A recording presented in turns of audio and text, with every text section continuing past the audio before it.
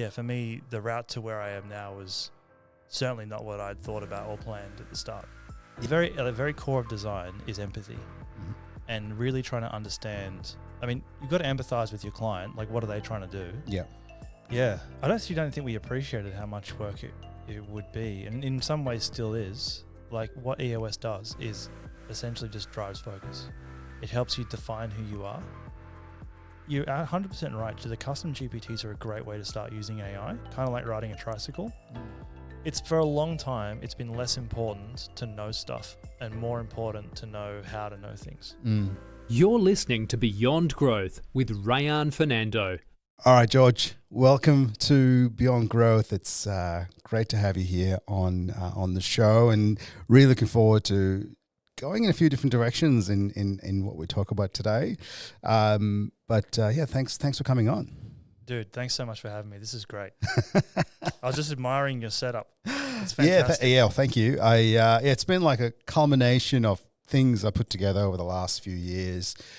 Even the tripods predate EOS, and it's just, it's cool just to be able to use some hardware that was lying around, so to speak. But it's fantastic. Oh, awesome, mate. No, George, like I said, I was really excited to get you on and dig into, your growth journey. And I always ask all my guests to do, I suppose, their own introduction to who they are and a little bit of a story of how they got here. So, do you want to give us an introduction to yourself, mate? What was the journey you took to get to, the chief commercial officer at Tekspace? So, just in your own words. Well, I guess for all of us, it started with the Big Bang, and we exploded into stardust. All right, let's fast forward a few million years. Dinosaurs happened, and then my mum and dad existed, and grew up in Western Sydney, actually. Was my old stomping ground, was for a very long time. Cool. And, lived in, it's funny, I'm into rap, and there's now a pretty popular rap group called 1-4 that are from Mount Druitt, which is around the corner from where I grew up. Really? Yeah, it's incredible. And they're singing songs. It's pretty hard-hitting stuff. That's a whole other conversation. Yeah. But they sing songs about the places that I remember from my childhood. Oh, that's cool. And that's pretty cool. So grew up out there and then moved out to the mountains when mum and dad separated when I was young. And then, one thing led to another, ended up in Melbourne, working with Tekspace. And so, here we are. I mean, there's a bunch of stuff that happened, obviously, in that story. We'll dig into that. But it's been a really interesting journey, and I think everyone's journey in some ways is a bit atypical. For me, the route to where I am now was certainly not what I'd thought about or planned at the start. Yeah, which has been really cool. That's so true for myself as well. Yeah, it's quite funny actually. I always reflect on that. You're like, in my 40s now, and obviously EOS implementer and doing a bunch of other things. But I remember when I was in my 20s, it was like, yep, cool, going to be in IT for the rest of my life. Let's go down that path. But it's really changes over the years, doesn't it? It really does. When you were in IT, were you like in the technical side of IT? Yeah. So I was originally very hands-on, like on-site, doing work. And I liked it, but I think what I really liked was spending time with the client than fixing the problems. So I had some really good relationships, and I'm like, oh, this is cool. I like helping people. But then fundamentally, I think just leadership called, and it was kind of the path that I sort of took down, and I really enjoyed that as well. But but there was nothing quite like pulling apart a printer completely and then putting it back together and go like, yep, cool. That was, it's just one of those things. The things you learn, it still come in handy. Yeah, man. It seems like if I think about what I know of you now and what you just described, you have this thread of wanting to help people throughout your life. Listened to an episode with Megan on the way here. Yep. And you were talking about your involvement in community sport and so on. It feels like and you're a family man. It feels like this is a big part of you, but then also ambition, because you're quite entrepreneurial. Like, you've done quite a lot of things. Have you thought about like what why you are that way? Yeah, so it was funny. One of my other guests, Michelle popped in the other day, and we did a review on Help First. So Help First is one of our core values at EOS, and we sort of did a boundaries exercise on this, and it was quite eye opening as to. And what we do is we take a core value and go, okay, cool. What does the core value look like, and then what does too much look like, and what does not enough look like. That's a really interesting exercise. Yeah, it was really cool. It's sort of something that I, when we were talking about stuff over the last few months, I was like, let's do it. And Help First was one that resonates with me because, it's you overdo it and it becomes like, not necessarily a chore, but like you are literally, a martyr, or you're just doing things for the sake of helping people, and it's not the same. And then the converse of that is assuming people don't need help and just passing by. So somewhere in the middle, and we kind of came, I was like, it's just ultimately is just to be a good person or a good guy, so to speak, right? Like, and helping people. But I do really enjoy helping people in whatever realm that is that I help. But sometimes it is to my detriment of helping too much. But so to answer your question, yes, I do reflect on that one, and quite heavily just this week actually. So I spent a couple of hours and went through that process. It was really, really eye-opening. That's actually an amazing. I never thought about values in that sense, like, or testing them in that way.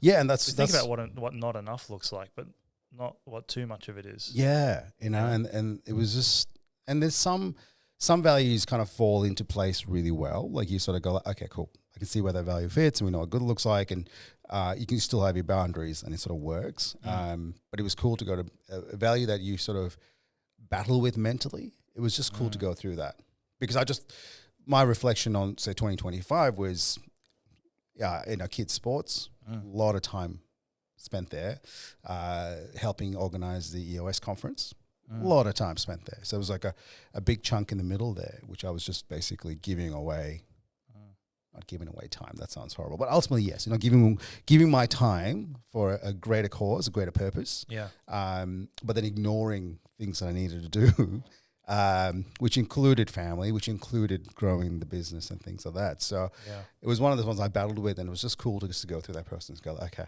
Yeah, man. And just sort of find a center, but then find a way to, how do I not repeat that, but how do I not help people? Because you still want to help. I still want to help people, because that gives me energy to a certain degree. Definitely. And it's funny because when you were talking, I was thinking, it comes at a cost, doesn't it? Like, sometimes that cost is energy, but it has this weird sort of give-take dynamic. Yeah, and it can leave you. I think just being acknowledgements kind of goes a long way in that space, especially that value, right? The help first value. Acknowledge that you are helping someone, but it can be a drain too. I was thinking about that just as you were talking. I was thinking about, what are our values at Tekspace? One of them's outcome driven, which is to define the objective and deliver. And like, what would too much of that look like? It's almost like, what would being too outcome driven cost? Because if you heard of, like, with AIs everywhere these days, that's where the conversation is. Have you heard of the paperclip maximizer analogy? No. Where there's a group of people, as you've probably heard about, who are very afraid of where we're going with AI, what that might mean for society. Yeah. And they were going to create AI that, doesn't have human morals and values, or it's not that it doesn't have our morals and values. It's just amoral. Like, it exists to serve a purpose. Yeah. And in delivering on that purpose, we suffer. And the analogy is that if you made an AI, I'm going to butcher this, but if you made an AI to, maximize the production of paper clips, that maybe it would kill us all off in the process. Yeah. Where would it stop, basically, if you gave it? And I did hear this one. It was frightening, wasn't it? It's crazy. Well, that's too outcome driven. Yes. Yeah. Absolutely. And I think it's just how do you inject that human into that mindset, right? Yeah. And from the perspective of, like, to bring it back to a bit of reality, when I'm thinking about our team and them being outcome driven, wouldn't want them to achieve the outcome at the cost of, burning a client or themselves or a colleague or whatever the case may be.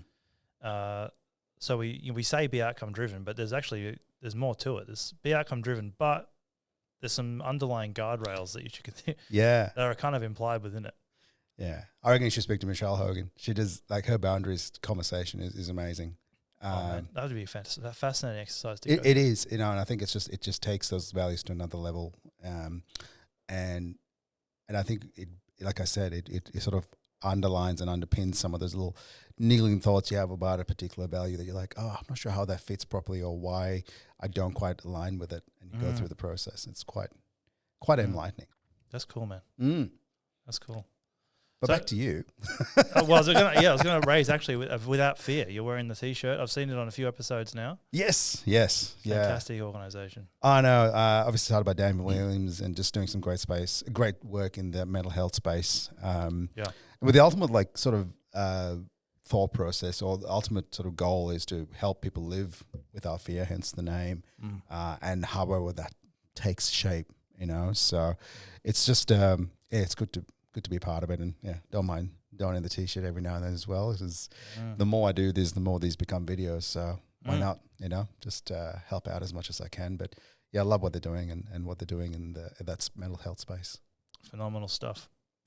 Yeah, it is, and I think it's just nice to see change at sort of a grassroots level as well. And I think that's something like Dan Williams and the team does at Without Fear, is helping football clubs, helping at the coalface, so to speak, which a lot of organizations that, do fantastic work, but sometimes there are certain areas that can get ignored. So it's nice to help out. To tell a story, actually, it helped me in a very tangible way. Yeah, go. I was, Dan's our EOS implementer. I was at, I think it would have been a quarterly session or something. Coincidentally, at the time, I had a friend who was really struggling, and I was worried about his suicidality. Mm-hmm. He'd never really talked to me about it before, and I'm not an expert, but you know how you can feel it. You can feel it. Mm. I knew he was at least going through a very difficult time, and that was a possibility. And I had in my mind that I was going to talk to him about it. Yeah. And coincidentally, I went to this quarterly session with Dan, and he said, mate, I think we're running a program, like a day session in a couple of weeks' time, talking about how to help people who are suicidal. Yeah. And I really think you should go. I was like, oh, thanks, man. That's good. And I hadn't connected the dots yet, but maybe he was reading into it. I'm not sure. But we finished the quarterly session later that night. It was like 9 p.m. Out of nowhere, Dan messages me and he says, mate, I really think you should sign up for this thing. Mm. No, like, hey, mate, great to see you today. He's a very lovely guy, Dan. Yeah. But he was very direct about it. And I thought, you know what? Like, maybe this will actually help with this problem. And it's kind of like a little gift.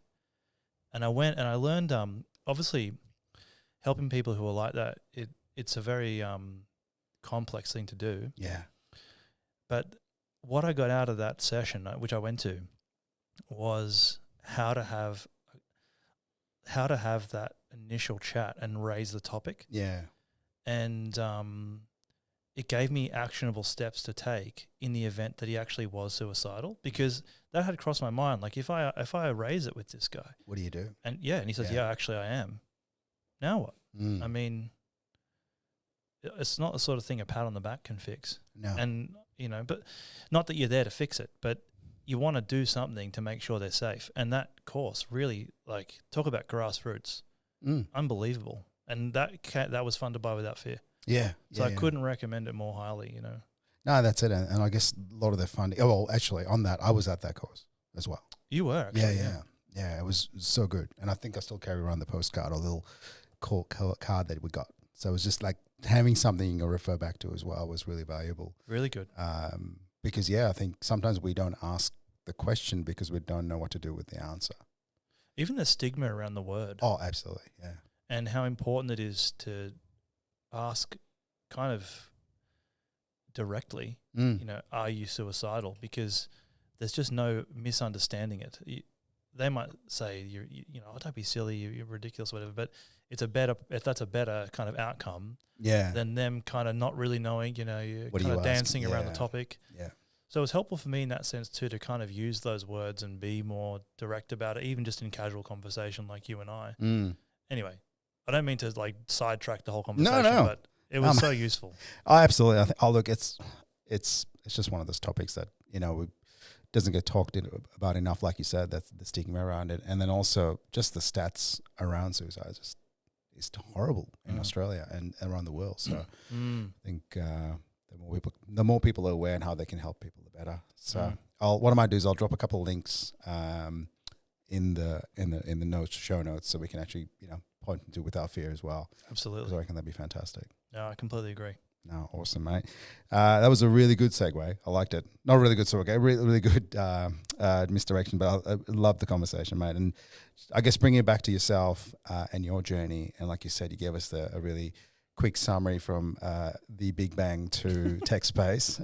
That was the quickest summary for the millions of years of change. But I guess before Tekspace, you sort of co-founded the Pixel Lab, and just wanted to dig into that a little bit and what you were doing there, what that startup was like, and what that journey was like. Well, it came off the back of my career in web design and user experience design, and before that, which is kind of important context. I guess the broader reflection is, over the course of my career, I don't know why, I've just been really lucky to be working alongside the people I have. Incredible. Yeah. And in some cases, leading their field people, and just being in their orbit exposes me to so much opportunity. And when I was in my very early 20s, I was working for an agency in Sydney that gave me access to projects that really I had no business working on. Yeah. But they believed in me, and I was passionate about what I was doing, making websites and web applications. This would have been back in 2009, 2013, that kind of period. And also working with technologies that were kind of bleeding edge then and are today just part of the web as we know it. Like this, I was part of a team. We built one of the first responsive websites at a large commercial scale in the country, maybe even the world. I don't know. There's no way to know this, but it was really early. It was so early that I actually met the guy who was working on the spec that's now integrated into every web browser in the world. Wow. To understand how I could implement this project, because the sales team kind of just sold the dream and we had to deliver it. Yeah. And also to provide commentary on how the spec was shaping up and the challenges I was bumping into along the way. So we sort of got exposed to these incredible projects, and I decided I just kind of wanted to do my own thing. I thought I could, and so I did. And Frank, the CEO of Tekspace, who is also an incredible entrepreneur, we can talk more about that as well. Yeah. He kind of invested early in the Pixel Lab. He was the other co-founder. Right, okay. And we started it basically from, he was here in Melbourne, but we started the Pixel Lab from my bedroom with like $20. Yeah. And a few favors from mates to give us our first projects. And in a very short period of time, maybe 18 months, I had to pinch myself because we were working with some of the biggest companies in the country. Yeah. And I was flying people across the, between cities and across the country and doing incredible stuff. Awesome. We work with, our sort of target market were startups. And because this is back in the era where apps were a really exciting thing. The number of times I went to a barbecue and someone would say, I have an app idea. And we'd talk about the app idea. Yeah. So our part of our target market were the startups, and the other side of it were enterprises, like large enterprises. And in a way, they kind of had a similar problem, or this is what I kind of worked out. The large enterprises wanted to innovate and build stuff the way a startup does, but with all the constraints of big enterprise. Yeah, yeah. And they wanted to move faster than they knew they really could, given the size of the organizations they were on, the panels they had to work with, and so on. So we gave them a way to operate like a startup, and we gave a startup a way to build a business. Cool.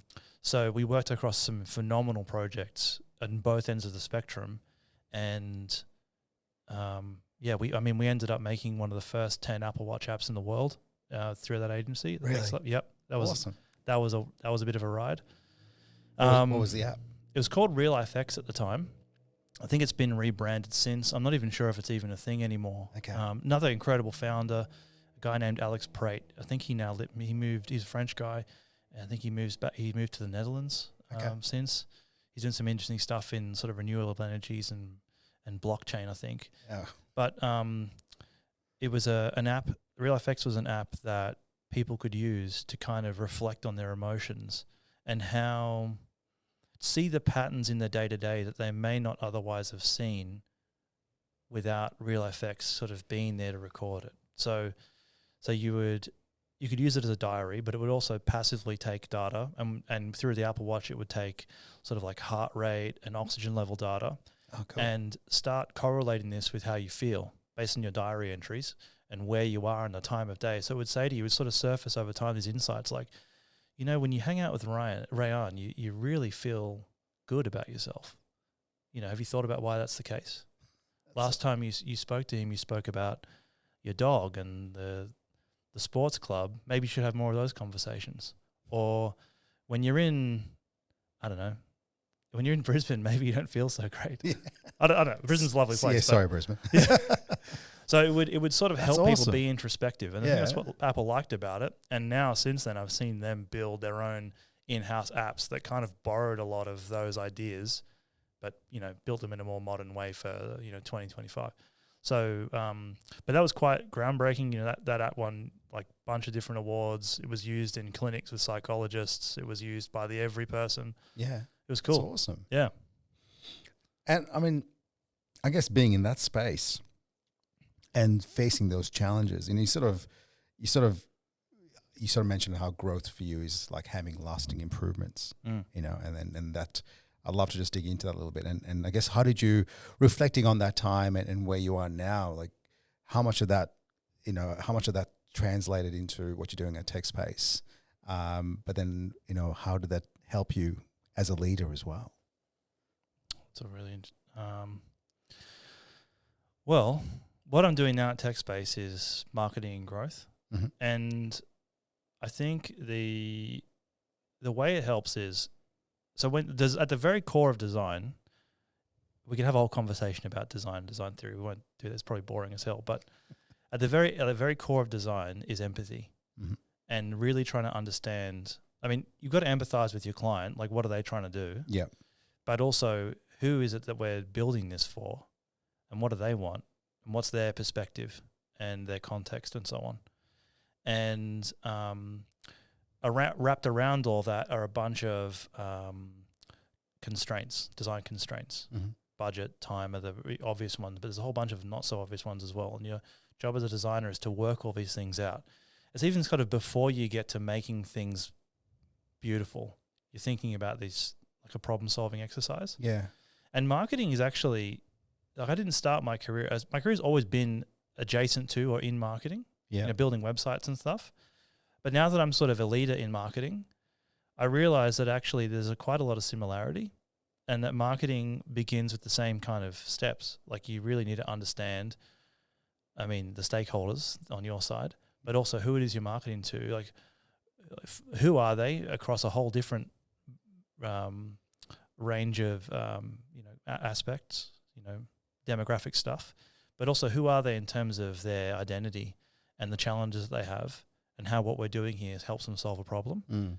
It feels like that's the very essence of what you do. And the more deeply you understand that, how they buy things, or the thing that you're trying to sell, these things, the more deeply you understand them and their context and the constraints that wrap around how you go about solving the problem, the better the solution to the problem can be. Mm. So I think design as a discipline has helped me in that respect. And it kind of also, in a way, if you think about it, would help as a leader, because a core skill of leadership is empathy, in my view. Oh, no, I agree.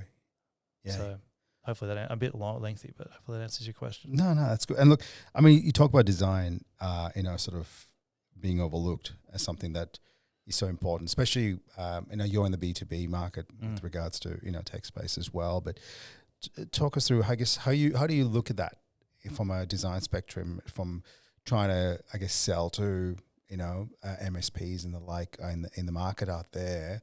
What's, using that methodology, like talk us through, your thought processes there.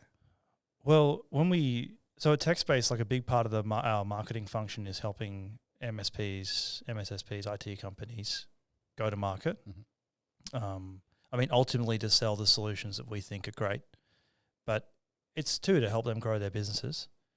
I don't think we talk about design a lot. People know, like, this is something I've understood for a very long time, many years. Pretty much everyone knows when something looks good. Yeah. The difference between most people and someone who's a designer is a designer can tell you why it does or why it doesn't and what steps you could take to make it better. Again, not just aesthetically, but through empathy and by better understanding constraints and so on.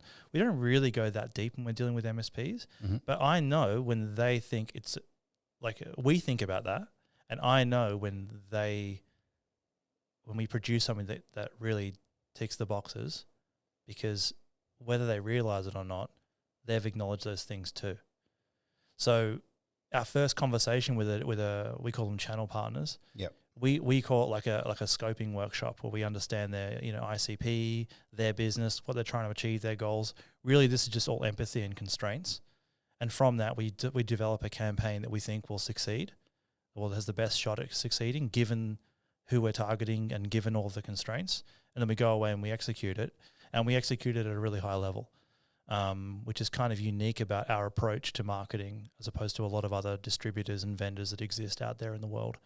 I realize we haven't really talked about what Tekspace does, but... Yeah, I was just thinking probably worthwhile giving a bit of backstory, because I think that aesthetics in the B2B space would be interesting. I'd like to dig into that a little bit. Sure. As to being, I guess, a leader in the MSP space myself, and having to deal with multiple vendors over the years. I want to reflect on some of what I've sort of seen from your thought process. But let's go back to Tekspace. So Tekspace had a major pivot very recently, not recently, but a couple of years ago, into the cybersecurity space. So talk us through that journey, but talk us through, I guess, the services we provide as well. Yeah, sure. Well, Tekspace actually started as an MSP. Yeah, I want this story so bad. Okay. I think it was founded in 2006. I joined 10 years later in 2016 when I moved to Melbourne. So Frank founded the business and grew it. And as Dan, our EOS implementer, says, like, that sort of stuff doesn't just happen by accident. You've got to be a pretty great leader. And he is. He's, I sometimes feel like, as leaders we have a bit of imposter syndrome, but he's achieved a lot. But we got to a point where he really had built this MSP, and I joined in 2016. We worked on that MSP some more, made it much better than what it was, and I'm not exactly sure what happened in his mind, but he kind of was like, went to the leadership team at an annual, I think it was, and was like, guys, how many of you are actually truly passionate about us being a great MSP? Because I'm not. I love helping our clients. I think we do great work, but do I really want this to be our future? I'm less certain about that. Yeah, right. And so he said, when we're as an MSP, like an MSP is kind of like a GP. For those people who are listening that don't know what an MSP is, like an IT provider, it's kind of like the equivalent is like a general practitioner. But because you are like often your client's only connection to the IT world, you're their only IT help, you get lumped with a lot of stuff, including cybersecurity. Yeah. And that seemed to, like, the work we did with our partners, with our clients, in cybersecurity was really fun. And we developed a skill in working out, which solutions that exist in the cybersecurity space are the best. And we got better at sort of removing a lot of the subjectivity in that analysis, and becoming more and more and more objective about it. Yeah. And so he was like, let's have a crack at building a business around this particular skill set. Cybersecurity is obviously bigger than software. There's a lot of great things that people are doing out there in the cybersecurity landscape: penetration testing, white hat hacking, offering managed security services. But we wanted nothing to do with that. We wanted to go pure SaaS and develop a core competency in identifying the very best SaaS solutions in the cybersecurity space in the world. And that's what we did. And that change, we made that decision in May of 2022, I think it was. It was around the time we kind of started with the EOS stuff. Mm-hmm. And maybe a month ago, we worked out that we have 300 clients now. Yes, we had a countdown happening at the We had a countdown, conference. yeah. Yeah, that was unreal. We actually hit the number on that day. I just didn't know because I didn't have my laptop in front of me. But That's yeah, awesome. kind of funny. But yeah, so we've had incredible growth, and well, from my perspective anyway, and we have a lot of plans for what that will look like in the future. Yeah. But a big part of that growth is enabling our channel partners to have confidence in the solutions they're taking to their clients, and we understand them really deeply because we were one of them. We were an MSP. A big part of it's giving them the confidence that they're choosing the right solution for their clients and also their business. And then how do you take that solution to market? How do you expand it into your existing client base or use it as a tool to go and get new clients? And that's, a big part of what we do in marketing at Tekspace. Yeah, awesome. And I guess for those listeners who don't quite understand SaaS in the cybersecurity space, do you want us to give us an example of, I guess, some of the solutions that may have heard that might come under that umbrella? Yeah, sure. So, maybe to zoom out a little bit, if using the medicine examples, if someone said to you, Reyan, what do you do? And you said, I'm just, medicine, or I'm just in cybersecurity. That could mean a whole bunch of things. In cybersecurity, there are lots of different specializations, just like in medicine. Pediatrics, I don't know, physiotherapy. There's lots of different. We call them domains. Yeah. And within each domain, there's a bunch of different solutions that exist and compete for market share. So to take a common one, for example, in say email security, there are a bunch of different vendors like Checkpoint, Abnormal, Mimecast, Proofpoint. In the EDR space or endpoint detection and response, which is kind of like your modern antivirus. It's not really the same, but that's the parallel. You've got, SentinelOne, CrowdStrike, Microsoft to a degree, and a bunch of others. So what we do is we constantly looking within each of these core domains as to, what people are looking for when they're trying to choose a solution within that domain. We call them security outcomes, and finding the best solution we possibly can to achieve those outcomes. And sometimes it is a player that's been there for ages, like an incumbent, but often it is a new up-and-comer in the middle of nowhere that no one's heard of before, but we've thought these guys are the best in the world at what they do, and we're really passionate about their product. Nice. So we're always open to something that Frank says, but I think is summarizes it really well. We don't really care who the best is, but we have a very strong opinion about it. I like that. Yeah. Nice. And I guess so you take that and you sort of then help MSPs package that up together and help them market it. That's the ultimate goal. Yep. And 300, that's a huge number to hit in 3 years. Yeah. It's about 100 new clients, and this is obviously there's a natural churn rate in that. Anyone in sales and marketing will know that exists. Yeah. But this is 300 concurrently. So we've So we've grown quite quickly, and it's funny, you kind of set these goals and these goalposts, but they kind of keep moving. So for us, it's kind of a bit like old news. We kind of want to get to the next level, but I'm pretty proud of what we've achieved. Yeah, that's awesome. And I guess, that transition, so from MSP, so I've been in MSP, so managed service provider, that's what MSP stands for, anyone that's listening. So like you said, it's the GP of the IT world. It makes me feel really bad being in that. Plays an important role. It does. And, but yeah, you sort of are there to help and then guide them in the direction they need to go to. And, but yeah, like you said, you do in that space. Cybersecurity is one, but all of a sudden you're playing with telephony, you're playing with the web, you're playing with so many different things in that space. So it becomes a very generalist space. So it's nice to have someone that specializes in that to go, hey, this is what you need to do. What I wanted to ask though was that transition, that MSP. Oh yeah. What was that like? Because we glossed over we just changed. But what was that like as trying to because. And I know, it's at a leadership level, you make a decision, you're on the same page, and you sort of understand it and you know the why, but then you're trying to cascade that down to your team. What was that would have been a lot of work coming off that annual planning session. Yeah, I don't think we appreciated how much work it would be, and in some ways still is. Like bringing people along on that journey has been a difficult one. I mean, a lot of the people that were around when we started this exercise aren't anymore. Some still are, but some aren't anymore. Yeah. I think a lot of it is just you decide to make a choice to change the business, but you don't. It's just not going to happen overnight, and that's an important thing to communicate.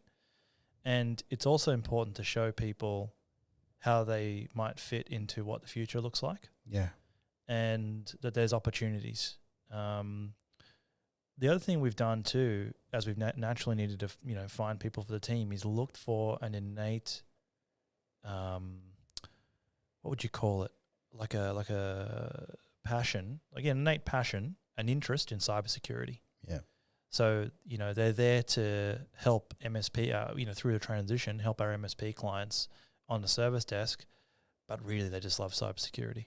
And that's kind of where they want to end up. Yeah. And oftentimes, if you go to the cybersecurity subreddit on Reddit, there's often people asking questions, how do I get into cybersecurity? It's a very hard place to get jobs.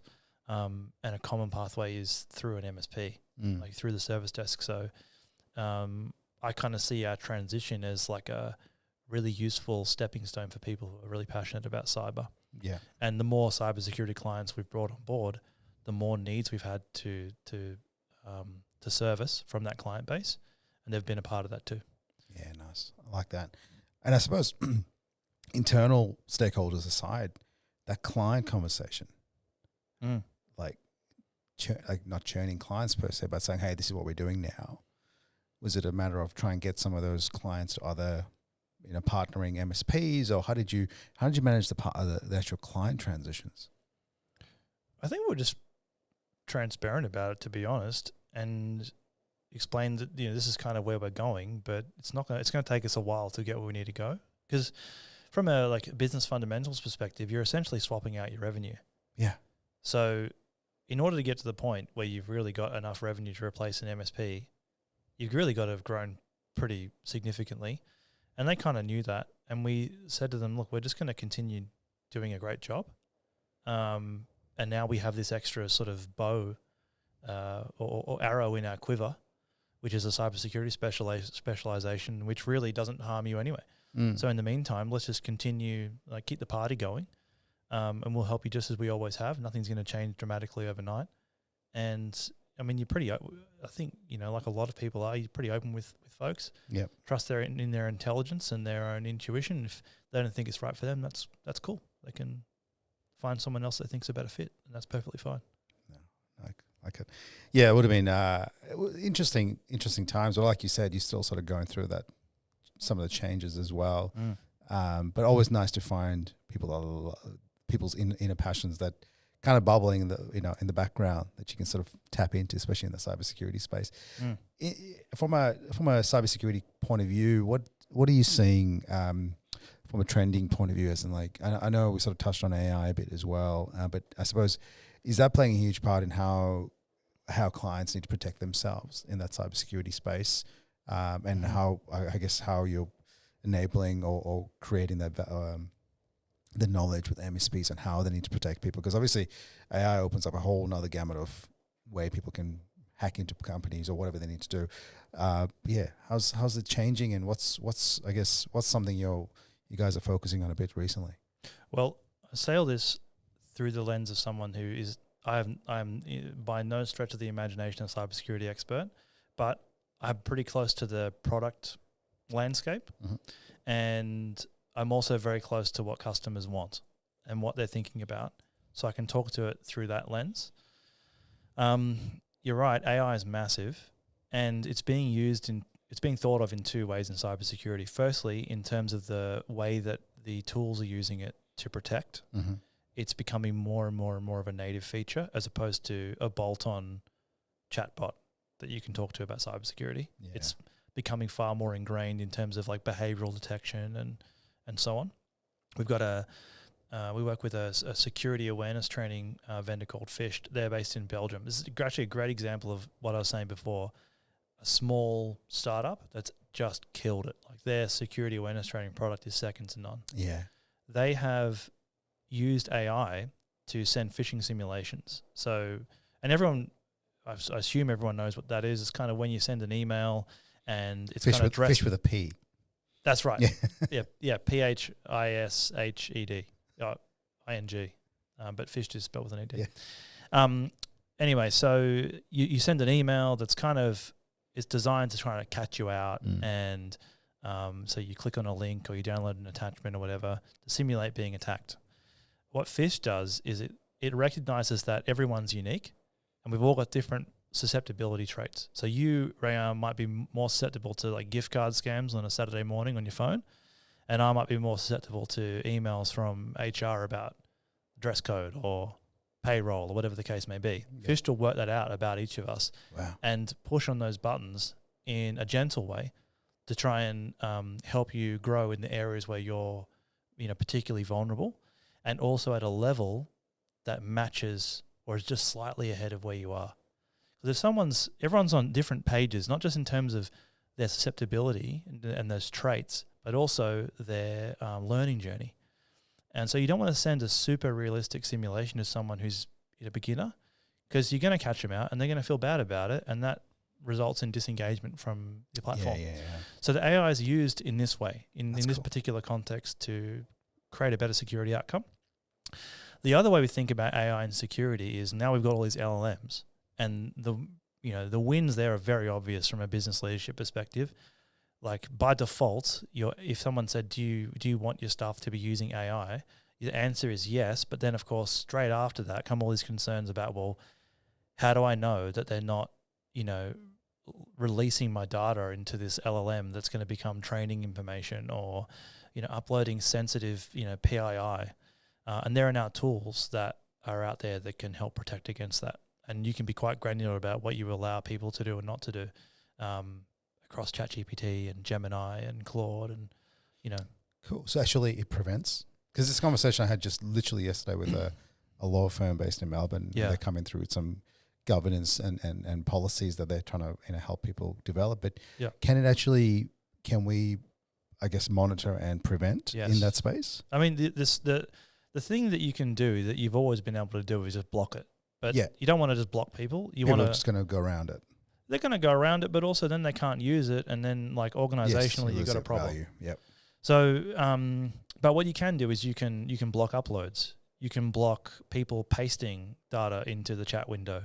You can scan the chat box for patterns of personally identifiable information, like Medicare card numbers or credit card numbers, or whatever, client IDs, names, email addresses. And block that. So you can also limit that usage to a specific browser if you want to. There's a whole bunch of different very granular controls that you can implement. That's awesome. You can there's one-click configuration of Copilot to, configure it in such a way that it's secure, which is kind of, from what I gather from the technical team, it's not quite as simple. Like Microsoft haven't made that simple yet. Yeah. Obviously, I think it will end up kind of getting there, but for now, there's no easy way to do that. But there are tools out there that make it easy to do. Okay. So what we do, if we're speaking with a channel partner about this need or this concern they've got in their client base, is go, okay, well, let's learn a little bit more about what you're trying to achieve and what your clients are trying to achieve, and let's try and match you with the solution that best fits, those needs. So we use our research data to drive a lot of that decision making, and find them a tool to do this stuff. That's awesome. I guess I'm a little bit disconnected from the MSP space and the security space, but that's good to know, because that's something that comes up a bit, and you're the first one that's given me an answer that the fact that you can control it in that way, which I think every business should look at, because first is education. Obviously, we need to educate your team. And that's like cybersecurity training and the phishing training. That's super important, because what do they say?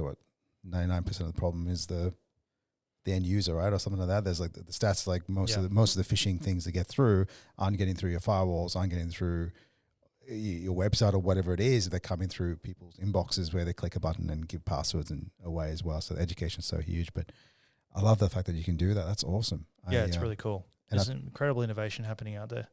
Yeah. Some amazing companies that are doing some cool stuff. That's great, because I think that's the biggest. Like, I think that just alleviates the concern that data being, getting leaked out, so to speak. And I know that LLMs or large language models will say, "Oh no, we don't use it for training material and stuff like that." But you're literally giving them data constantly. Yep. About anything you want, basically, that you jump in there, they're getting that data, right? Yeah. I mean, the other big part of it is the LLMs now allow you through, model context protocol to connect your LLM into your corporate data sets. So like into HubSpot, into SharePoint, into Google Drive, and use those sources of data as a knowledge base to pull from when, giving you answers or for you to analyze, and you're essentially relying on that software vendor to make it so that the permissions that people have, configured against their ChatGPT account are restricted in the same way as they would be if they just logged into the platform themselves. There's really no visibility of what someone does or doesn't have access to via the LLM, except for what the vendor says they have access to. Yeah. And they're not all at the same level of maturity.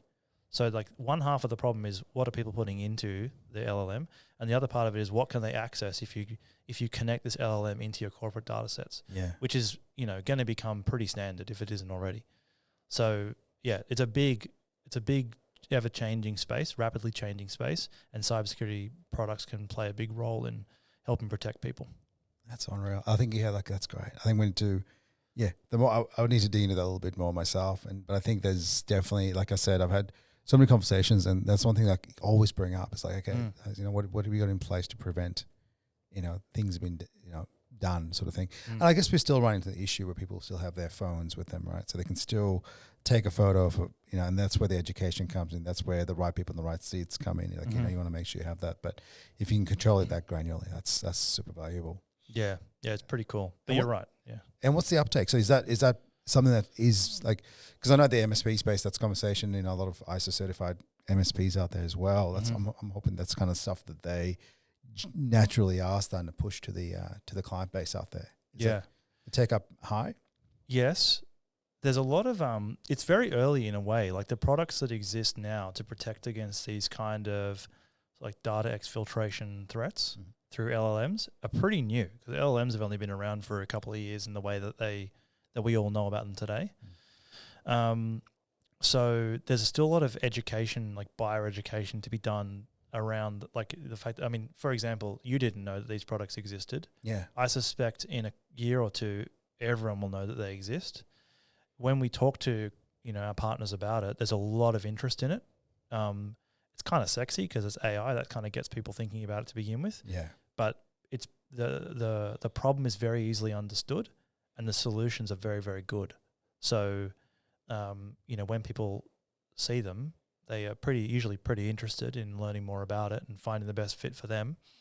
I suspect some of the challenge, though, is because the LLM space is so new and so rapidly changing, and because these products are so new, when it comes to actually buying this stuff, a lot of people haven't set aside budget for it yet. Yeah. But it will become a line item for sure.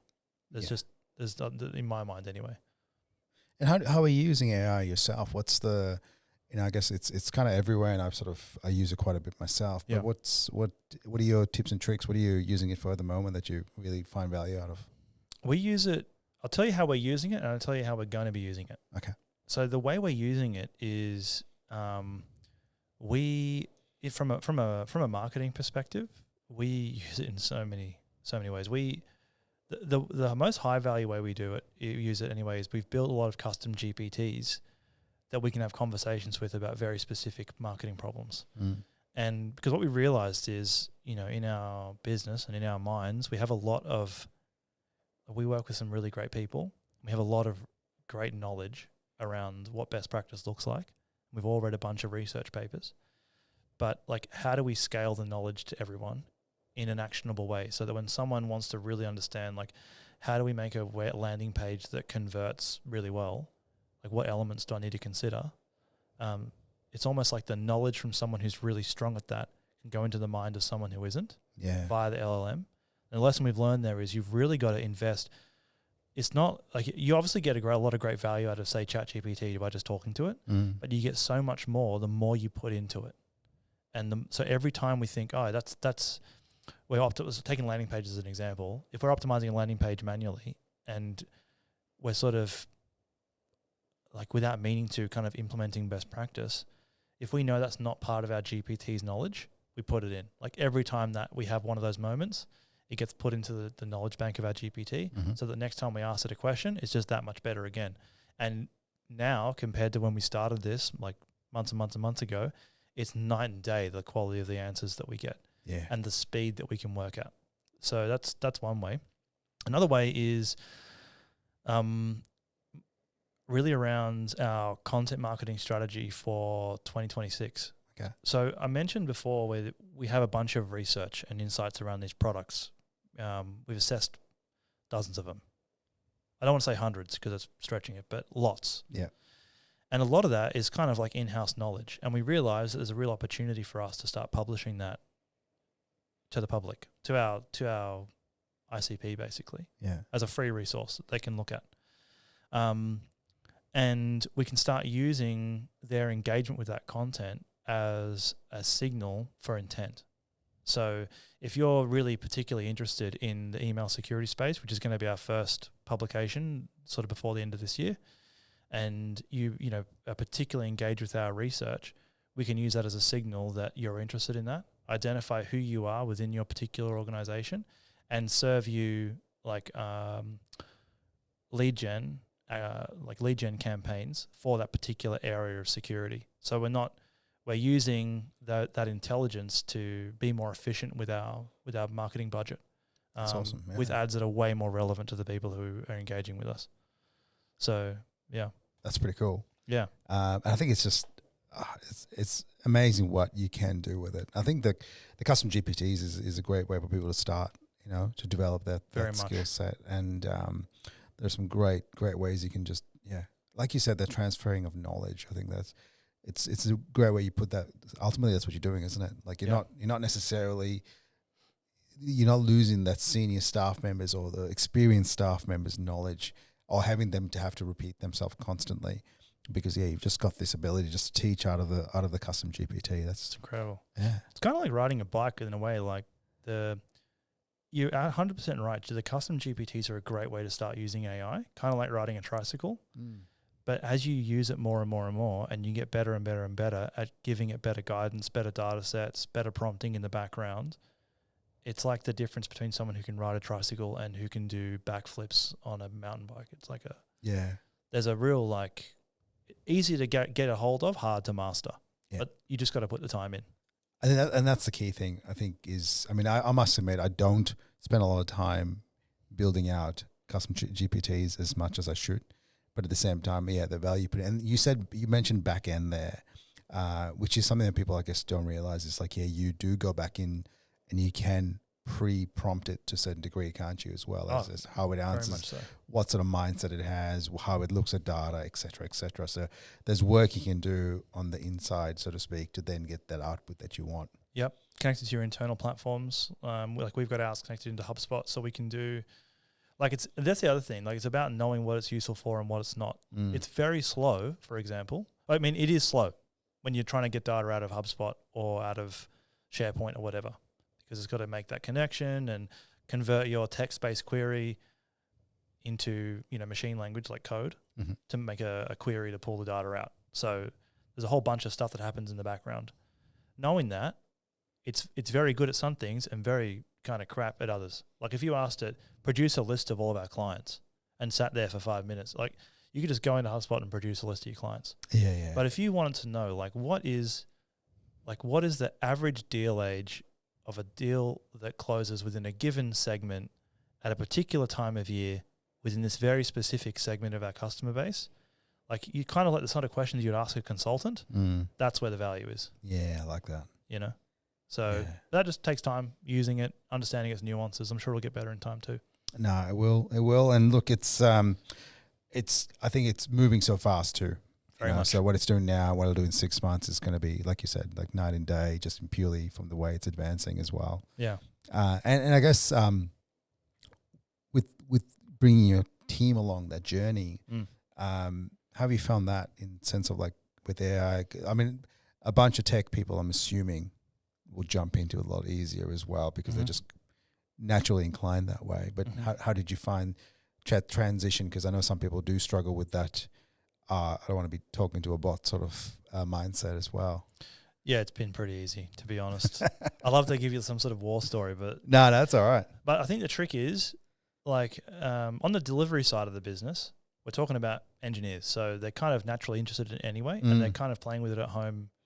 Like, that's kind of what they want to do. And like the marketing and growth side, particularly in marketing, I was looking for someone recently, found a great guy, super talented, and literally tested for his openness to AI and being able to use it, like how he's using it already, what he's thinking about, in terms of future use of it. And he's interesting. He has a background in copywriting, and you would expect that there's like an initial resistance from a copywriter to use AI tools like LLMs. And this guy's like he's a heavy hitting dude. Yeah. Right. And he kind of recognized that confidence in himself, but also understands the benefits of just putting something on the page and using it as a basis to start from, and realizing that if it hasn't given you the right output because it's not quite right, like as an expert copywriter, he might be reading and thinking this is garbage really, or it's good but it's not as good as what I would do. What are the differences between what it's done and what I've done? How do I prompt it better? Yeah, that's his mindset. So it's been, to be honest, easy, but you got to find the people to begin with. Yeah, that's it. And I think it's I'm always surprised at how much I said. I guess I'm more concerned when it comes to, not concerned as such, but just concerned is probably the right word, with kids, like my kids and just like them going to high school in an AI world. Just just like I'm thinking about, like, we had computers and they didn't do a lot. Like I was able to type and print when I was in high school. Great. Didn't really change my handwriting still sucks. They're going to space where they're in grade 6 and they can hitting year 7 in a couple of years, and they can effectively create documents with their words that are years above themselves, right? And that's the bit where you're like, man, that's another whole generation. Like that's a whole new world from a growing point of view, right? Like I think that's just incredible space. Like, taking that a step further, what do you think about how that will affect the future workforce and job availability, particularly in like information work, like how you and I, we're not out there digging holes. No, yeah. I mean, like, I think that's the biggest fear, and everything I've sort of heard. I'm super fascinated with AI, and I just love learning more and more about it. But the more I learn about it, and the more I see. But then I sort of see there's two sides of the. Okay, I've sort of worked with a few people, and they sort of mention how, like, yep, there's that real dark side of jobs being replaced heavily and things like that, and but they kind of don't see that happening anytime soon. Not, they don't say it's never going to happen. Yeah, but yeah, I think my take is that concern is like, that I think my kids, my son will ask me like, oh, what should I do? He's very driven to make money. My son, he's 10 and actually he's 11 actually. So he's driven to actually just like, he's got this like, how do I make as much money as I can when I grow up? Like that's his thing. And I'm like, and I don't have an answer for him. Like I'm just yeah, like I'm like, and then so my thing is like, I just keep saying like, work on your people skills, how you deal with people, your interactions. Because one thing he does really, really well, I find, is he can rally people up, like his friends, and he does that. He's got that human connection that he does really, really well. And I'm like, just work on that. Like, just be a good person. Because like effectively, you can start so much. And if we're doing what we can do now, like in 10 years when he's sort of hitting the workforce, like, man, I have no idea. But yeah, it is concerning. And then you hear the other sides of things, like, you basically where mass job reductions. And I've just spoke to someone that was in the banking sector at the moment in Combank, and they're doing heavy AI training internally. And yeah, jobs are getting cut there because they've just got the volume, right? They've just got a lot of people in there. It won't affect, I don't think it'll affect the smaller businesses as much because we just don't have the waste. You don't really run a wasteful small business, right? You just can't afford to. Yeah. How about yourself? What are your thoughts? Oh man, it's such a big topic. Yeah. I don't feel qualified to really know. No, so, I'm saying. Like, in a way, I suspect there will be job loss. Mm. Not in this, and I mean permanently. Yeah. So the question that I often think of, we've got a an almost 1.5-year-old, so she's a long way from being in the workforce. But I'm thinking about like her schooling now and what that might look like, and what we should think about. What do we care? And the answers will come, but that's where my mind goes. It's like for what? Like, where is she going to end up? What world is she going to live in? Yeah. And if there's less information work, Joe, like my wife is a lawyer by trade, and she said to me, like, there's no way that in this day and age she would have the same opportunities that she did when she was coming out of uni. Yeah. I started in web design. I did terribly at school, didn't go to uni, but like people were taking a punt on me because there really was no other option. You couldn't just get some AI to build a website for you. No. And that space is changing so much. So if these entry-level options just don't exist anymore, that means then that you have to be pretty exceptional as a young person for a company to take you on as a junior that basically knows very little about how their business works and how to create value and so on, which means that it's only going to become more competitive. So how do you give your kid the edge to outcompete their peers, which is kind of a bit of a shitty way to think about it. But yeah, it is. I mean, that's exactly my thoughts with it. It's like, how do you do that? And then, because it's almost, you definitely don't want to be a specialist in the information space. You know what I mean? Like, you don't want to be like going into a specialist sort of role. It seems like the generalist role. And I sort of take this back to sort of the EOS mindset of like right person, right seat, where I think having the right people becomes so much more valuable because ultimately the right seat, 50% of it is automated, and then you sort of have the right person that comes in, fits in, does the job and can innovate and work in that creative space, work in that space where I guess we can do something different. And saying that's probably going to disappear soon as well. But it is, and every revolution we've had from a technology point of view has had job cuts, right? Like horses to cars, factories came in, like it just all of a sudden automation, like everything that's happened over the years, and the computer came in. But I feel like this one's probably the scarier one in the sense that, in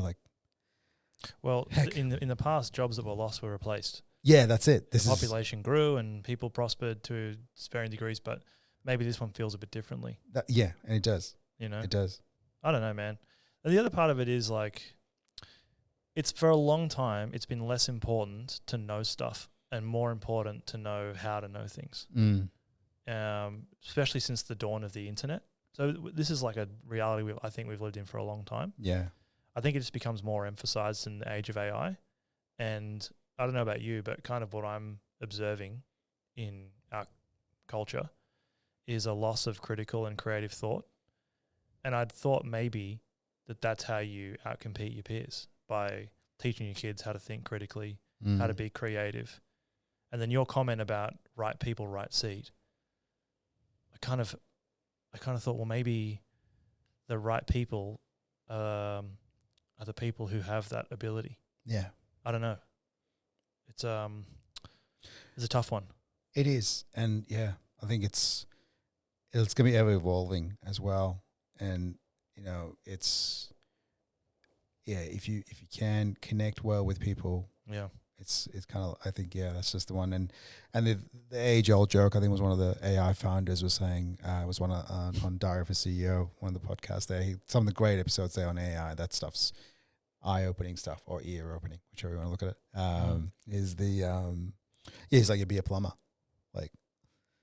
Yeah, it's like the last thing that'll disappear is like you're always going to need someone to be plumbing jobs like that's. It's just it was obviously a bit of tongue in cheek, but also at the same time being very serious.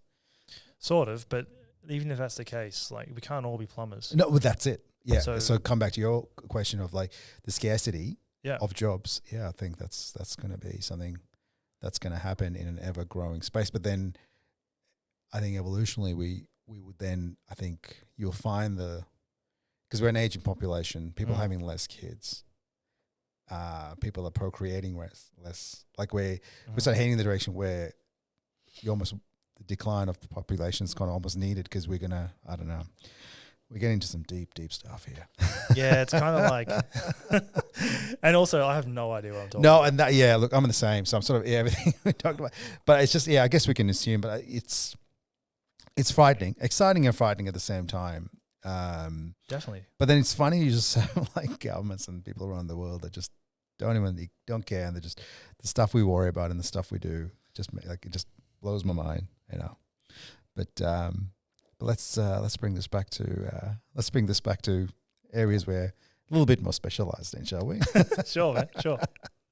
So, I mean, I've got to, I guess, tap into the EOS side of things for you. And I don't know, when we spoke at the conference earlier this year on stage, you sort of mentioned how much EOS helped in that transition. And I guess you're digging a little bit about EOS and your thoughts on it and your journey through that. Because, I mean, I find that stuff really fascinating. I've technically, in an MSP, and just for the listeners too, besides great haircuts, George and I share another sort of commonality, and that's we both have the same implementer, which is Dan Williams. I was going to say Dan Davis, who's also another implementer, but yes, Dan Williams. So talk us through that, that going through that implementation process and what that was like. And, we always talk about in the EOS world, the aha moments of like, oh, yes, that's exactly what we need. But just you're curious to get your thoughts on some of that. Sure. It's kind of funny, just before we talk about that, I feel like Dan knows everyone. I don't know how or why, but if I talk about Dan, we're using it, we're on EOS and Dan's our implementer. Oh, yeah, I know Dan. Yeah, we used to do this and this and this together. It's like, geez, dude. Nice. And that's the thing. I think he just does so much amazing stuff too. Yeah. Like outside of just the EOS side of things, like obviously with Althea. Yeah, man. Unreal. TSP Mentor, like there's just heaps of things he does. So he's connected in so many different ways. It's unreal. Mm-hmm. To come back to your question, I think the aha moment, like we had always been a team, and I think we still kind of are, that we work really, really hard. Particularly in the beginning, we'd work really, really, really hard, and we'd feel like we're kind of spinning our wheels a little bit. Mm-hmm. Like, why isn't this work that we're doing resulting in the outcome we want? And for me anyway, what EOS does is essentially just drives focus.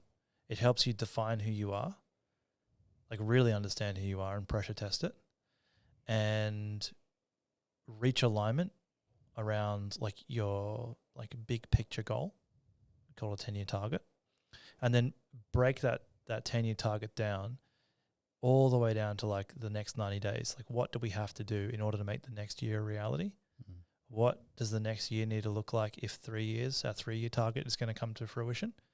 And therefore, what must be true at the 3-year point in order for us to hit the 10-year bit? So for us, I think that was a big part of it, really understanding who we were and tangibly putting together steps to get there so that we were investing our energy in the right places. And then around that is a bunch of discipline to say no to stuff. Which isn't really part of EOS, but when you're on that journey, you realize, well, if we've defined who we are and we have a plan and we really believe in it, then why are we doing all this other stuff? So that's a big part of it. And then the other thing I think was really good was all the other cadence things that happened throughout the 90-day period. Like the level 10 meetings, which, Dan said to us at the very beginning, I promise you this will be the most valuable meeting you ever have. And he's 100% right. And everyone I talk to about it, they are in complete agreement with. It's incredible. Yeah, a way to get a team of people to think about the issues they've got and productively solve them. It's a very simplistic way of putting the level 10 is game changing. And these are, like Frank has always said, to me, to the team, that EOS, like in essence, it's a collection of tools and methodologies that in one form or another have existed elsewhere for a very long time. Oh yeah. But it packages them all together in a way that you can follow and with language that everyone can share. And the power of that's incredible. And it feels a bit kind of touchy-feely. But when you actually put it into practice and commit, that's the big part of it too. Yeah. You've got to if you're going to decide that you're going to do EOS, you've just got to say, look, let's just give this a year or 90 days and just fully commit to it and then decide whether we like it or not. Mm. And I think that's what we did that. And I think it was really instrumental because it drove everything from there. Absolutely. And I think, you sort of hit the nail on the head, which is the focus. Accountability and discipline are a huge part of it as well, which I find. And then just, all the arrows pointing the right, like the energy, the focus of energy in your business is so important. We do fall in the trap of, where we go down the path of doing things and not actually, or not saying no to things we should say no to. So that discipline comes in time, but it's so powerful as well. And sometimes it's not a no forever. It's just, okay, not this quarter or not this year, but it's something we will look at doing. And once you start executing and completing those rocks and stuff, it's a nice feeling. I sort of, went through that process of getting, for me, I'm very much a structured person of like, I like things to be done a certain way and stick to target and things like that. So EOS just gave us that, which is great back in the day, and just going like, okay, cool. This is what we're going to do for this quarter. We're going to deliver these. We know where we're heading in for the next 12 months. Yeah. Makes a massive difference. And you do have curveballs, people come and go in the business. That always causes a lot of headaches as well as just disruption. Not necessarily, even if it's someone new starting, it's just takes your energy away. But it's just good to be able to realign. At least every 90 days you come back and go like, okay, we got to do this. Yep. So with that, I mean, that transition from MSP to the cybersecurity side of things you're doing now, you sort of mentioned how valuable that was to have this, I guess, the Vision Traction Organizer, or the VTO, which is, I guess, because that would have been rewritten in that annual planning session, I would assume, to start doing, okay, our niche is changing, the why is changing in our business. Like, it was probably the right time to have that conversation for Frank as well, because that's the session that you revisit things and you go like, okay, what are we going to do this year and what's changing? So how did it help?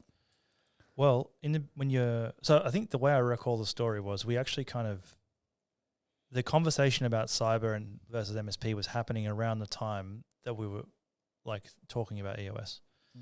So I think, I could be wrong, but I think our first VTO was through the lens of the cyber. Okay. And that vision. But it was starting from nothing. And so what we knew is that we had to balance our priorities. So that's the first way it helped. Like it got us clear about what are the things within the existing MSP business that just must happen and are important, because ultimately it's keeping the lights on. And if we're going to become this future state that we imagine, what do we have to do in the next 90 days to make meaningful progress toward it? And so I think that was super valuable. The other thing that became valuable that I didn't really realize at the time is that when you're starting something from nothing, you have no idea about what to expect. Like now, if we go into a quarterly and we want to project revenue, we can do it pretty accurately. Like we've got it down to $1,000 sometimes, which is like that's unreal. Nothing, right? Yeah. But I mean, some of that's luck, but we can be pretty accurate about how we project what the future result's going to look like based on a bunch of inputs. But in the beginning, we had no idea. And it highlights where you have no idea and therefore what your blind spots are and the practices you need to put in place, the platforms that you need in order to, manage and measure your own activity so that you can actually predict it. And it's still something we're working on today, to be completely honest.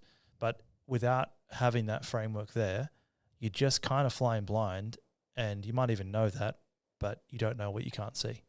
Yeah.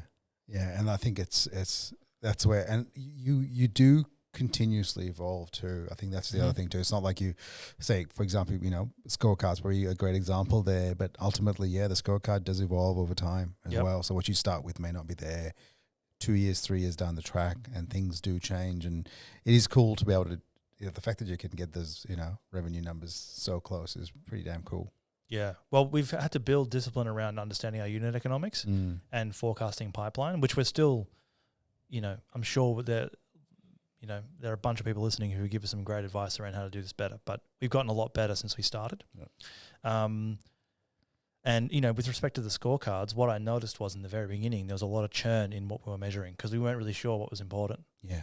And over time, the changes made there are very few, and very considered. Yeah, cool. Yep. So there's still, like you mentioned, it's kind of like an organic thing. It will always evolve, and your business is never the same, assuming you're making, some steps toward what you're trying to achieve. But you get much better at it, and having that stability is super important. Yeah. It's that framework just absolutely changes the way. And how did you go? Like, I mean, I guess from an advice point of view, for someone thinking about getting into or running on EOS, what would be your advice? Not necessarily just do it, but like, what's the preamble, or what do you need to do pre the show, getting on and jumping on the system? What would you share? Well, there's a bunch of tactical things. I think the main thing is, as a leadership team, everyone needs to be bought into at least giving it a shot. Yeah. And putting a really good faith step forward, not agreeing to do it to appease people who want to have a crack, but really like, yep, you know what, we can afford a quarter or a couple to decide whether or not this is for us. Yeah. And we're going to commit as a team to just go all in. And then let's reflect on it with experience, as opposed to trying to guess whether it's the right thing. Yeah. That's the first thing. Because without that, the whole thing just falls apart. And I say the second thing is to really give consideration to whether you want to implement yourself or whether you want to use an implementer. And we have only ever had an implementer. Now that I've had that experience, to be honest, I don't know how people do it without one. I know you're an implementer. I'm not trying to this is not some pre-scripted conversation we've had, but this came up in the EOS conference as well when we were in conversation. Yeah. It kind of felt a bit rigged, but it's not. It's genuine. There's so much about the nuance of how to run EOS within your business that you just can't know if you've never done it. Yeah. And there's some value in having a trusted outsider, an outsider in the sense they're not with you on the tools day to day, but they know enough about you to be informed and offer a different perspective or encourage you to think about something a bit differently. The value of that is really good. Yeah. Really good. It brings down a lot of barriers. It shortcuts a lot of conversations, and ultimately you make more progress. Yeah. And that's it. I mean, to that point, so when we kicked off an EOS back in the day, we self-implemented for about, I think it was 6 to 12 months, I think roughly. But it was just like shambles. And it was off the back of, I guess, we've tried a bunch of different things in the past. We've tried different ways of running the business, different mindsets and tool sets or whatever it is. Yeah. So there's a little bit of fatigue on trying. And EOS definitely resonated. I remember listening to Traction and going, okay, this is good. I like this. It gives me that framework. And I was just craving that because there was just, having sort of a visionary that loves a lot of change and new things. It was a lot of that. This felt like, okay, we can start to, actually put a framework around everything. But then kicking off with the implementer made a massive difference. So, and I think the one thing as an implementer is like, we're not there forever. We are there to help you, teach you the tools, facilitate the sessions, do a bit of coaching, but then ultimately we're not there to be a part of the business forever. So there are businesses that get to a stage where like, okay, we get this, we can do it ourselves because we understand it. So, that's always in the back of my mind as an implementer. It's like, okay, I don't want to never be relied on to be there, but it's something that ultimately when they're ready, they can move on, it's not scary, but it is something that you kind of like fathom with like, okay, every session could be a last session, but you just make sure that you give them the best you can. But as an implementer, I really love being in the leadership teams of like multiple businesses now. It's just humbling and a privilege, right? And and how quickly I'll sit there and, the curtains are drawn wide open. You learn everything about a business quite quickly within the first few sessions and you go, okay, cool. Now I know I can help and how I can help. But for me, it's just being able to get that trust from an organization is amazing. So make it a point to make sure that, those sessions need to be bang on because it's where you add the most value and you're obviously guiding people in the next quarter or the next year. It's really, really important. Why did you decide, I hope you don't mind me asking, but what led you to becoming an EOS implementer? Why did you decide to do it? Yeah, I think it was, I remember sitting in a couple of sessions with Dan back in the day and just like seeing what he does. and how much he's helping and how much he's teaching and the value he's adding. It was just one of those things that just drew me to it, and I did have multiple conversations with Dan back in the day, and it was just was never the right time. And I think it was just a bit of maturity thing as well for me over the years. So it was something that's just always drawn to me. And I jumped from MSP world to fast moving consumer goods sales role for about 6 months. Got bored. It was just a bit too repetitive, and there was kind of like the Jumanji drums in the background for EOS, and it was just the right time, And it's the ability to help leadership teams, and especially like I have a soft spot for MSPs because I know how hard it is. I find like I've worked with now a few different industries, and not saying businesses are easy to run per se, but I feel like MSP has this complexity of issues because people only call you when things aren't working, and you're constantly trying to fight cyber criminals. It's daunting for business leaders in that space, and you're dealing with a whole bunch of people to support the team as well. Just being able to help businesses and get themselves in the right space and grow was just this draw card, and just really, really enjoy that. That's so cool, man. It's good that you can bring that to those businesses as well, your own lived experience, and also having worked with Dan. So cool. I'd say like it's just, and like you said, just helping people just shortcut a few things, because there's learnings in the mistakes when it goes through the EOS process. There's learnings in there, so it's almost, there's a couple of points where if you go through a process and you don't quite do it right, you learn from that. So you don't want to take away that, but there are points where you sort of can help people navigate that. Like you said, there's intricacies in the EOS that you just can't quite know until you sort of go through the A, running on it, and B, go through this implement a process where you learn so much. And we sort of fine tune the tools all the time, sort of constantly. We have our own quarterlies. We catch up with all the implementers. We'll go through we will learn the tools again quite often. And it's the amount of prep work we sort of put in to do a session is quite huge. And it's just, a couple of years in. Now it's actually 2 years, almost to the date for me, starting as an implementer. But still prep the same. Still do the exercises, because you got to do the reps, because you just make sure that those sessions are on point every single time. You sound like an athlete. It kind of is though, right?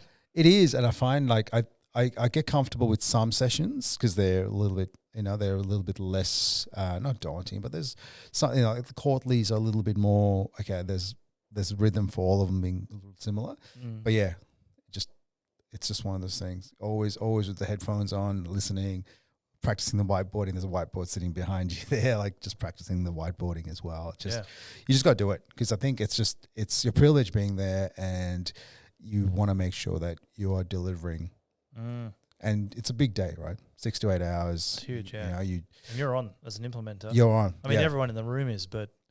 Oh, but you quite say, I had one session a while back where one of the ladies it's like, God, Reyan, you're like the bloody ever-ready bunny. Like, when do you lose your energy? But you just, as an implementer, I feel like I have to hold for a lot longer to make sure everyone, because if I drop my energy, everyone's going to drop their energy or go like, oh, okay, this is where we're at the end of the day, sort of thing. But if I'm pumping at 4 o'clock, I'm pulling people across a little bit more as well. But I'm finding the sessions, the shorter sessions seem to be more impactful as well. Sometimes people lose energy after 3, 4 p.m. It's like, okay, there's only so much you're going to get out of these people, and it's some of the best work's done in that first 6 hours. Yeah, for sure. Yeah, for sure. So coming back to yourself with Tekspace too, you've been there for it's like 10 years now, right? Roughly? Almost, yeah. Yeah, and what's kept you there for this time? I mean, you mentioned Frank as an amazing founder, leader, visionary. I know that plays a huge part, but what's kept you there for so long? It's a really good question. I think Frank's a big part of it, and like he has always had a belief in me that is very difficult to find in people, and through that belief has given me a lot of trust to like work things out and make mistakes. So in many ways, Tekspace is kind of like a sandbox. Mm-hmm. You know, not that we're there to play and muck around, and you know, I don't trivialize it in any way. But in terms of like thinking about ideas, thinking about how to execute them, and then having a real crack, that's a huge part of the reason. The other part of it is, especially now, like when I first joined Tekspace, I was kind of doing all sorts of stuff. And as the cyber side of the company has grown, my role and my contribution has become a lot more focused, and honestly plays into a lot of my skill sets that I developed before I joined. So being able to use those skills that I've, you know, developed and honed over the years to be able to help us, but also help other people is very rewarding. And I think maybe even to an extent, like the fact that we have grown to the extent that we have in that short period of time has made for like a really good feedback loop. Like I don't feel like I'm there trying really hard trying really hard to squeeze the orange and getting no juice out of it. Yeah. So it's very personally fulfilling in that way. And I think that's what I get out of it the most. And because our targets and vision is always ahead of where we are, it's exciting to think about, kind of it's scary sometimes, but exciting to think about what things could be like if we just keep going. Yeah. You know, That's good. And I guess it is a space that's always evolving too, isn't it? Yeah. Definitely. And hearing you talk and hearing your story about Tekspace and what they do, the fact that they're helping MSPs like resonates with me so much as something that because it's just what a great bunch of people to be helping out as well. It's amazing, yeah.